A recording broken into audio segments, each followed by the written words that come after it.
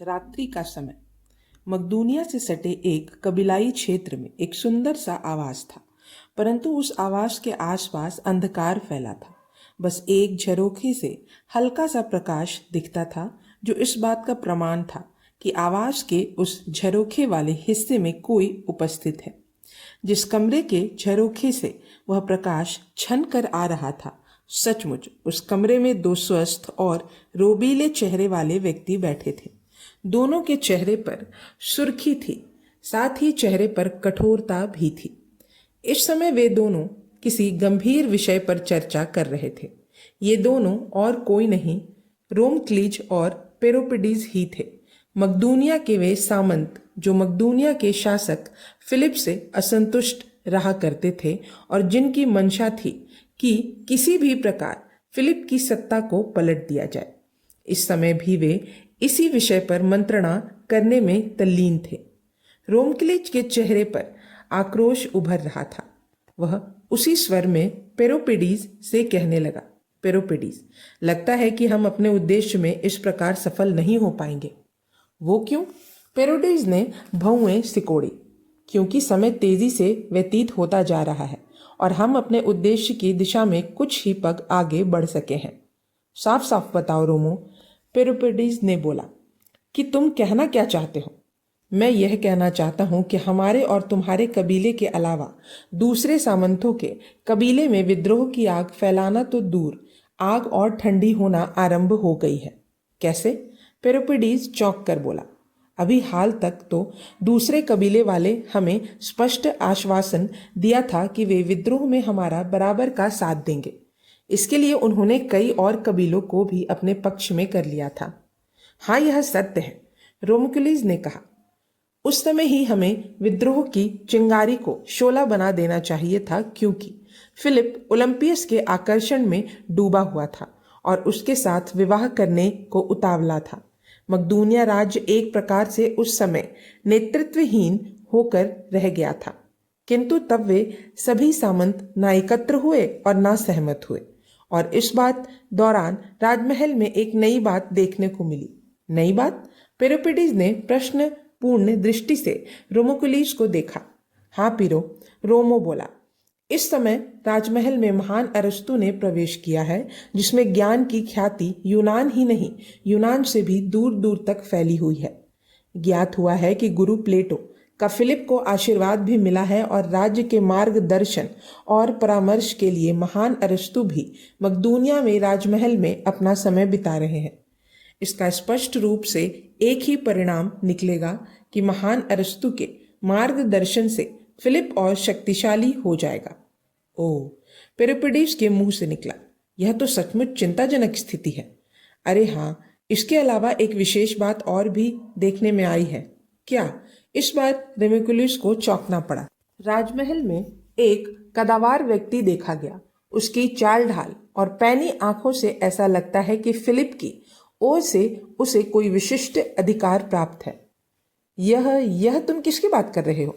रोमक्लीज उछल कर बोला, क्या तुमने पता नहीं लगाया कि वो व्यक्ति कौन है? कैसे पता लगाता? पेरोपिडीज असहाय स्वर में बोला, उस व्यक्ति का व्यक्तित्व ही इतना प्रभावशाली था कि मेरे किसी व्यक्ति में इतना साहस नहीं था कि उसके निकट जा सकता। पेरोपिडीज की यह जानकारी सुनकर रोमक्लीज के चेहरे पर चिंता और उलझन की असंख्य रेखाएं खिंच गईं। पीरो, रोमक्लीज चिंतित स्वर में बोला, किसी ऐसे व्यक्ति का जो राजमहल में प्रभावशाली दिखे और जिसका असाधारण व्यक्तित्व भी हो, किंतु उसके विषय में ज्ञात ना हो सके, तो वो कौन है? इसका मतलब समझते हो? क्या मतलब हो सकता है? पेरोपिडीज ने पूछा। इसका एक ही मतलब है कि फिलिप ने किसी गुप्त व्यवस्था को अंजाम दिया हो सकता है, जिसके विषय में हमें भनक नहीं लगी है। तुम ठीक कहते हो रोमो, पेरोपिडीज बोला, मुझे भी ऐसा लगता है कि कुछ तो गड़बड़ है। इसीलिए हमारा अब तुरंत सक्रिय होना अनिवार्य हो गया है पीरो, रोमक्लीज ने कहा। परंतु हमें करना क्या चाहिए? हमला, रोमक्लीज ने तीखे स्वर में कहा। हमें अपनी तख्ता पलट योजना पर अब तुरंत कार्यवाही करनी होगी। विद्रोह की आग भड़कानी होगी। राजमहल पर कब्जा करके फिलिप को खत्म कर देना होगा। तुम्हारे विचार से मैं सहमत हूं रोमो, पेरोपिडीज बोला। हमें तुरंत अभी कबीले की तरफ जाकर कबीले के विद्रोहियों को तैयार कर लेना होगा और कल सुबह ही पहले राजमहल पर धावा बोलना होगा। हाँ पीरो, रोमुकुलिस ने दृढ़ता पूर्वक कहा। चलो अभी कबीले की ओर प्रस्थान करते हैं। चलो रोमुकुलिस, पेरिपेडिस उठते हुए बोला। इसके बाद दोनों उठे और कक्ष से बाहर निकल गए, किंतु उन दोनों को तनिक भी आभास ना हो सका था कि उन्हें एक और से कई आंखें घूर रही थी। वे आंखें कक्ष के एक रोशनदान से दोनों को तब से घूर रही थी जब उन्होंने कक्ष में आकर मंत्रणा शुरू की थी।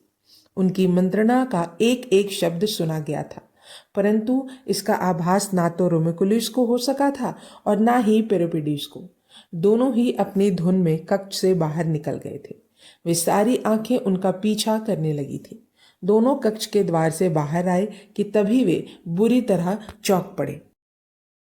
कक्ष से बाहर निकलते ही रोमुकुलिस और पेरिपेडिस दोनों का कलेजा मुंह को आ गया। भय से होंठ सूख गए और पैरों तले की धरती मानो कांप उठी। इस कंपन से उनके शरीर भी थर थर कांप रहे थे। दोनों भय से आंखें फाड़े सामने खड़े फिलिप को देख रहे थे, जो कक्ष से निकलते ही अपने सैनिकों सहित उनके सामने खड़ा नजर आ रहा था। उसके पास ही अरस्तु और केरोडिट्स भी खड़े थे।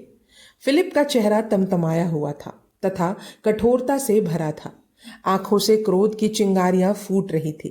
रोमुकुलिस और पेरिपेडिस के हाथों से तोते उड़ गए थे। भय से पड़े उनके चेहरों का पीलापन ऐसा प्रतीत होता था जैसे उन पर हल्दी पोत दी गई हो। दोनों से कुछ कहते ही नहीं बन रहा था। पेरिपेडिस, रोमुकुलिस, सहसा अरस्तु ने उन्हें गंभीर स्वर में संबोधित करते हुए कहा, तुम स्वयं को बंदी समझो। तुम पर मकदूनिया राज्य में विद्रोह उत्पन्न करने व षड्यंत्र का आरोप है। तभी तड़ाक तड़ाक एक एक जोरदार तमाचा फिलिप ने दोनों के गाल पर जमाया और कहर भरे स्वर में बोला, मेरी पीठ में छुरा घोंपते हो और पकड़े जाने पर क्षमा मांगते हो। यह जानते हुए भी कि राज्य से विद्रोह का दंड भोगना पड़ता है, उसकी क्षमा नहीं मिलती। इतना कहकर फिलिप ने पास खड़े सैनिकों, गिरफ्तार कर लो इन गद्दारों को। इनका निर्णय अब मैं दरबार में करूंगा। फिलिप के आदेश का तुरंत पालन हुआ।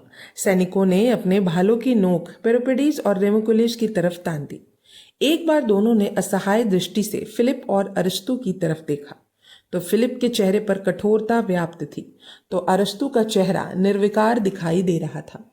दोनों ने केरोडिट्स की तरफ देखा तो उन दोनों की रूह ही कांप उठी, क्योंकि केरोडिट्स की आंखें इतनी तीखी और पैनी थी कि अधिक देर वे उसे देख भी नहीं सके थे।